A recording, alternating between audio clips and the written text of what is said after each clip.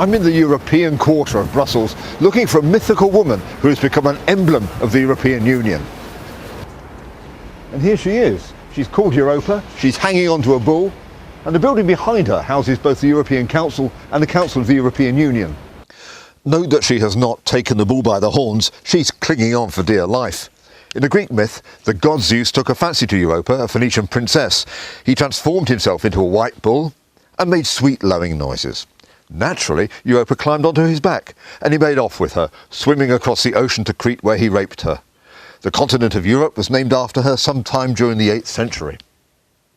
It so happens that Europe is Europa in the vast majority of European languages. Europa.eu is the European Union's official website. Europa on the bull has been on an Italian and a Greek €2 coin and a UK stamp.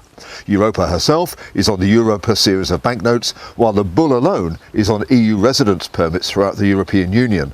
Oh, the 5 stars are the Hyades, the head of the Taurus, the bull constellation in astrology. So Europa on the bull has become a kind of unofficial symbol of the EU. She's even depicted on a mural inside the Paul-Henri Spaak Parliament building here in Brussels.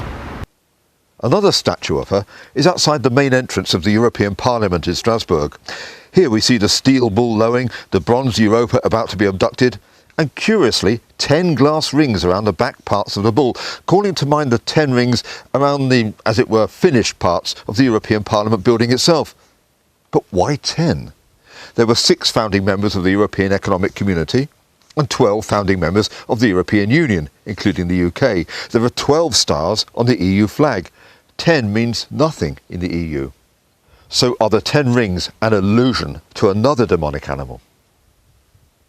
In the Bible, in chapter 17 of the Revelation to John, he saw a woman sit upon a scarlet-coloured beast, full of names of blasphemy, having 7 heads and 10 horns.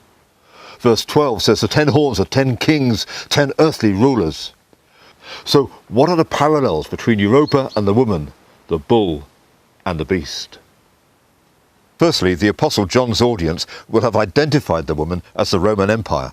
Her description in verse 5 as mystery, Babylon the Great, shows a link back to the book of Daniel and continuity with the spirit of all earthly totalitarian dominions.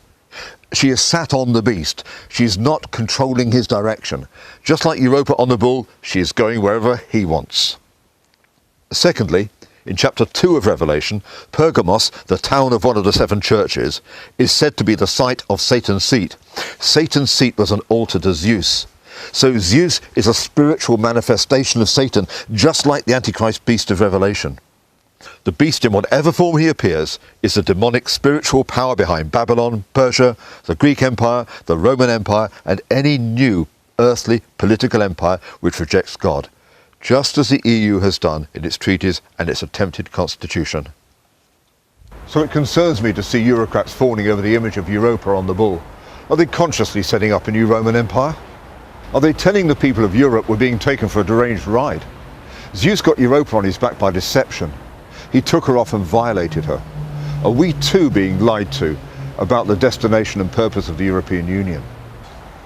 Or by idolising Europa on the bull, are the EU's leaders even cursing us, inviting Satan and the destruction he brings right into Europe? Because if any of that is the case, I'm not sure I want to be tagging along.